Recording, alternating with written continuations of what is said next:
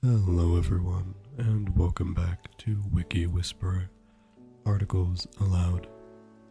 My name is Adrian Curo, and I will be your host. Now this is a show where I select a Wikipedia article at random, or by request, and I read it in its entirety.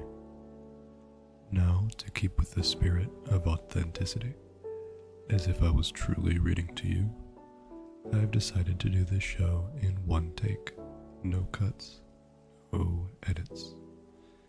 That means all stutters, misspoken words, and errors will be kept in, which I do apologize for in advance. Today's article is about Dark Sceptre. Let's begin. Dark Sceptre is a strategy adventure video game by Mike Singleton's design team, Maelstrom Games, for Beyond Software.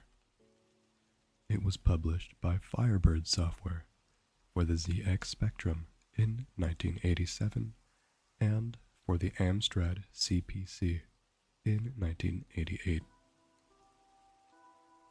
Gameplay. The task in Dark Sceptre is to recover the eponymous artifact. The player controls a company of warriors by assigning them specific tasks, and is hindered by 6 other computer-controlled factions. The main display shows a side view of the currently watched warrior, which scrolls and tracks him as he moves through the game world.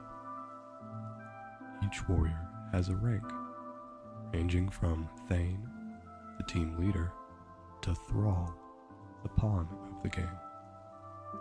Other ranks include mystics, heralds, savages, and assassins. Play is real time, with the player pausing to issue commands in plan mode and then viewing results in watch mode. Commands are selected from a menu screen and range from character targeting actions such as kill, avoid, bribe, or stalk. Object-related actions like seek, take, use, or location-based actions like defend or roam. Critical reception. Dark Sceptre was well received by critics on its release.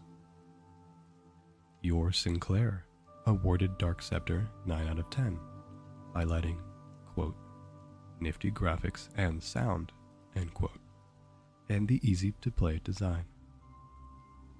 Sinclair User awarded it 10 out of 10, also impressed with the menu system, with the large variety of commands opening up in, quote, almost infinite, end quote, number of strategies. The reviewer felt it was fascinating to issue commands and then watch what happens, concluding that it was an original and dramatic game. Crash Magazine awarded it 88%, highlighting the large, animated sprites that avoided the Spectrum's attribute clash. The only criticism was with the lack of detailed instructions, with the reviewer spending a lot of time trying to discover the objective of the game and working out which characters are best to befriend. Maelstrom Games had also designed a play-by-mail version of Dark Sceptre.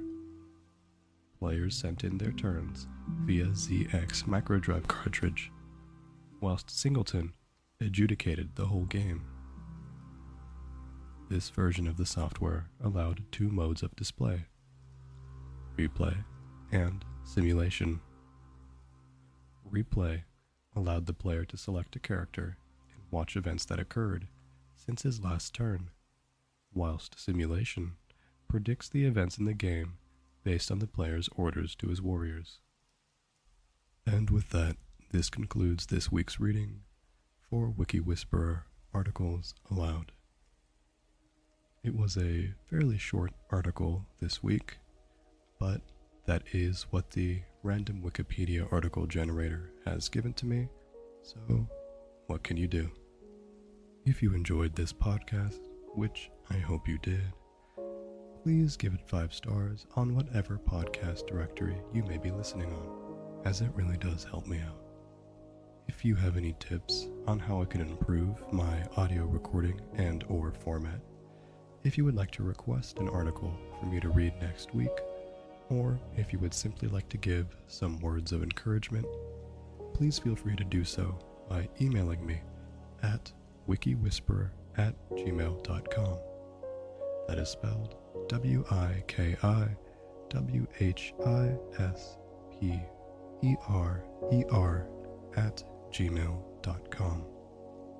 All information used on this podcast can be found on wikipedia.org, and for this episode specifically, underneath the article titled Dark Sceptre.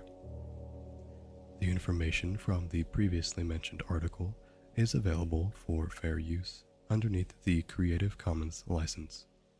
I have been your host, Adrian Curo, and once again, I hope you enjoyed this week's episode of Wiki Whisperer Articles Aloud, and I hope to see you all next week.